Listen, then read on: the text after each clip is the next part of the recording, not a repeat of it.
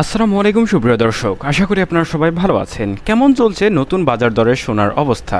আসলে সরকার পরিবর্তন হওয়ার পর থেকে আমরা দেখতে পাচ্ছি বাংলাদেশে মোটামুটি অনেক কিছুই নিয়ন্ত্রিত অবস্থায় থাকলেও নিয়মিত আন্দোলন ঘটছে। আন্দোলন ছাড়া কিন্তু বাকি অন্যান্য দ্রব্যমূল্যের দামও অধিকাংশ আগের তুলনায় বেশ কম রয়েছে। তবে একটা জিনিসের দাম এখনও আগুন ছোঁয়া অবস্থায় রয়েছে।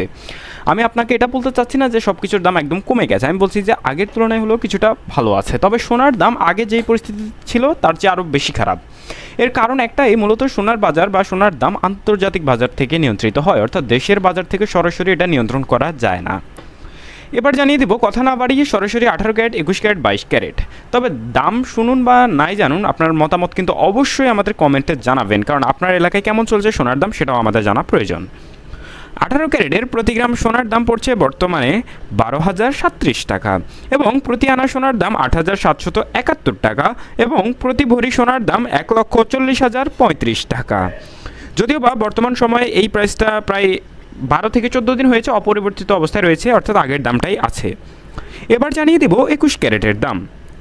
21 ক্যারেটের প্রতি গ্রাম সোনার দাম 14,043 টাকা, প্রতি আনা সোনার দাম 10,233 টাকা এবং প্রতি ভরি সোনার দাম 1,63,741 টাকা। দেখতেই পাচ্ছেন আগুন ছোঁয়া অবস্থায় কিন্তু সোনার দাম পতিত হয়েছে এবং সাধারণ মানুষজন, বিশেষ করে মধ্যবিত্ত নিম্নবিত্ত ফ্যামিলিগুলো কখনোই এত দাম দিয়ে সোনা কিনতে পারবে না। আপনার মনে হয় কত হওয়া উচিত সোনার দাম, তাহলে মানুষে কিনতে পারবে? মোটামুটি একটা অ্যামাউন্ট আপনারা অবশ্যই কমেন্টে জানাবেন। এবার জানিয়ে দেবো 22 ক্যারেটের দাম। 22 ক্যারেটের প্রতি গ্রাম সোনার দাম 14,712 টাকা এবং প্রতি এক আনা সোনার দাম 10,655 টাকা এবং প্রতি ভরি সোনার দাম 1,71,541 টাকা। এই ছিল সোনার দামের সর্বশেষ পরিস্থিতি। সবাই ভালো থাকবেন। আসসালামু আলাইকুম।